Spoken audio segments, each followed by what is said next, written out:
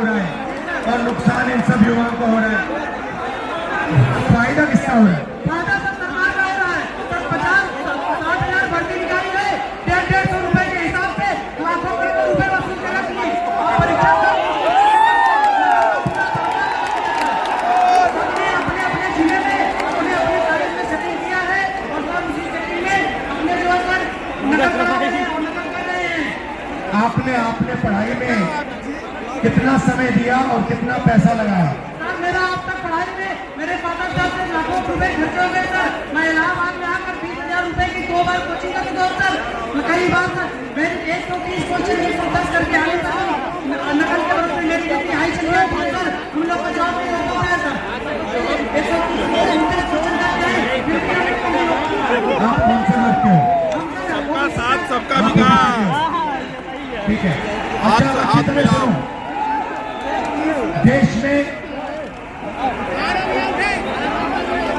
अच्छी तरह सुनो, देश में ओबीसी वर्ग कितना है? ओबीसी वर्ग 90%। दलित वर्ग कितना है? दलित वर्ग भी सर 60% है लगभग। जी सर नहीं, 90%। 50% है। 90%। 15% है। आदिवासी वर्ग 8% है। कितना हुआ? 73% दलित आदिवासी पिछड़े।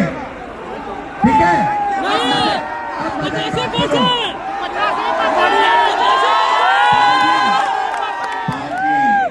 सच्चाई ये है कि आप पिछड़े वर्ग के हो और इस देश में आप जैसे युवाओं का कोई भविष्य नहीं है। ये सच्चाई है। मैं यहाँ पे जो युवा खड़े हैं आपको 2-3 आंकड़े देना चाहता हूँ। आपकी आबादी 73% है, मगर हिंदुस्तान के सबसे बड़े कंपनियों में 200 कंपनियों में मैंने आंकड़ा निकाला, एक मालिक ओबीसी दलित आदिवासी नहीं है, एक नहीं है। मैनेजमेंट टीम में एक आपका आदमी नहीं है। हिंदुस्तान की सरकार के 90 सबसे बड़े आईएएस अफसर की मैंने लिस्ट निकाली, उसमें 3 लोग आपके हैं, 3 दलित है, 1 आदिवासी है। आपकी आबादी 73% और आपकी वहां पे भागीदारी 5%। मीडिया में आपका एक आदमी नहीं है। कचहरियों में, कोर्ट्स में 650 में से आपके 100 हैं। तो आप लोग इस देश को चलाते हो, आप अपना खून पसीना देते हो और आपका यहाँ कुछ नहीं है। आपको भड़काया जा रहा है, आपको अंदर दिया जा रहा है। मैं आपसे पूछना चाहता हूँ, आपने राम मंदिर का फंक्शन देखा? उसमें आपने एक ओबीसी चेहरा देखा? एक दलित चेहरा देखा? एक आदिवासी चेहरा देखा? उसमें एक नहीं था। उसमें अमिताभ बच्चन थे, ऐश्वर्या राय थी, नरेंद्र मोदी थे। 73% का एक व्यक्ति नहीं था उसमें। कोई एक ऐसा हिंदू राष्ट्र है जिसमें 73% लोग इसमें है ही नहीं। 73% की आबादी कहीं दिखती नहीं है। आप लोग पता कहां हो? दिहाड़ी मजदूरी जो करते हैं ना, उन लोगों की लिस्ट निकालो, वहां आपके नाम मिलेंगे। और ये लोग क्या चाहते हैं? ये लोग चाहते हैं कि आप लोग कभी भी इस देश को कंट्रोल ना कर पाओ। ये देश आपका है, 73% का है। और ये जो पेपर चोरी किया ना आपका, ये आपको रोकने का तरीका है, ये आपको ठगने का तरीका है, ये आपसे चोरी करने का तरीका है। अदानी जी की कौन सी जात है? ओबीसी अदानी, दलित अदानी, आदिवासी अदानी। आप देखो, हिंदुस्तान के किसानों की लिस्ट निकालो, किसानों का ये कभी कर्जा माफ नहीं करते। और ये 10 10-15 उद्योगपतियों का इन्होंने 14 लाख करोड़ रुपया माफ किया है। आप पढ़ाई के लिए बैंक लोन जाके मांगो, हिंदुस्तान का ओबीसी, दलित, आदिवासी पढ़ाई के लिए बैंक लोन मांगे, जूता मार के बाहर कर देंगे आपको। अदानी लाखों करोड़ रुपए का बैंक लोन मांगते 1 सेकंड में उनको दिया जाता है। तो इसीलिए हमने भारत जोड़ो यात्रा में न्याय शब्द डाल दिया है। ये आपके साथ जो हो रहा है, आरओ एरो एग्जाम के साथ जो हो रहा है, आपका जो पेपर लीक हो रहा है, ये अन्याय है, आपके खिलाफ अन्याय है। और ये अन्याय आपके प्रधानमंत्री करवा रहे हैं, इस बात को मत भूलिए। यहां संगम की पवित्र धरती में आप पर अत्याचार किया जा रहा है। उत्तर प्रदेश के युवाओं को भड़काया जा रहा है। हाँ, फीस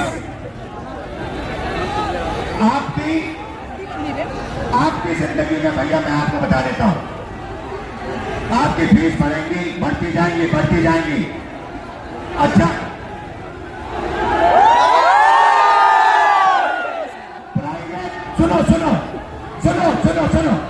सुनो, मैं आपको एक चीज बताता हूं, शांत हो जाओ।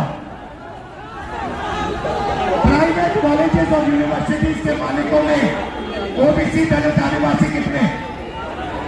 एक नहीं है। प्राइवेट अस्पतालों के मालिक में आदिवासी, दलित, ओबीसी कितने? एक भी नहीं है। तो आप अपना टाइम जाया कर रहे हो, आपका बेवकूफ बनाया जा रहा है। 24 घंटे आपका बेवकूफ बनाया जा रहा है। जग जाओ, भरे हुए हैं, जग जाओ, खड़े हो जाओ। मैं सुनना चाहता हूं, जोर से बोलो, जगेंगे। आप संगठित हो गए, एक साथ खड़े हो गए। ये जो युवा हैं, आप खड़े हो गए, कोई आपके सामने खड़ा नहीं हो सकता। और ये पहले इन्होंने पता क्या किया, ये छात्र संघ का जो चुनाव होते थे, आपकी शक्ति लेने के लिए, आपसे चोरी करने के लिए। ये सच्चाई है। मैं यही इसलिए आया हूं, आपको न्याय दिलवाने। ये जो आपके यूपीएससी का ये पेपर लीक है, इसको मैं उठाऊंगा आपके लिए, घबराओ मत, डरने की कोई बात नहीं है। मगर आप अपना हक मांगो, अपना हक लो। ये देश आपका है, 73% का है।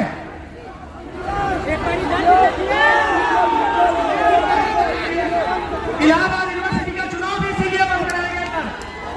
एक भी वाइस चांसलर कभी तो ओबीसीओं का नहीं सुनते हैं, वो हमेशा जनजातियों का सुनते हैं।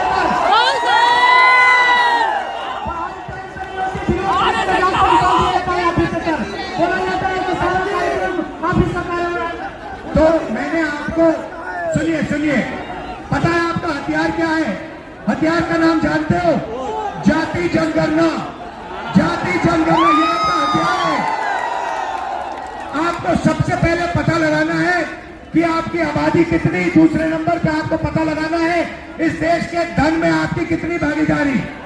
आप सुबह उठो और अपने आप से सवाल पूछो, 73% के हाथ में इस देश का कितना धन है? ये सवाल पूछो आप। बोलो। सिर्फ 2% है सबका मिला करके, सभी दलित ओबीसीओं का सिर्फ 2% धनी सभी के पास है, बाकी सारे ही अडानी और बाकी इन पूंजीपतियों के पास पड़ा हुआ है, जो सब पड़ा हुआ है। और आपको ये आज से भूखा मार देंगे, आपको भूखा मार देंगे। तो आपको अपना हक लेना है। इसीलिए सबसे बड़ा कदम, और आप अपने सब दोस्तों को बताओ, जाति जनगणना देश का एक्सरे है, इससे सारा पता लग जाएगा। दूध का दूध, पानी का हो जाए, पानी का पानी हो जाएगा। आप सब यहाँ आए, दिल से आपका धन्यवाद करता हूं। डरो मत, पीछे मत हटो, आप अपना हक लो।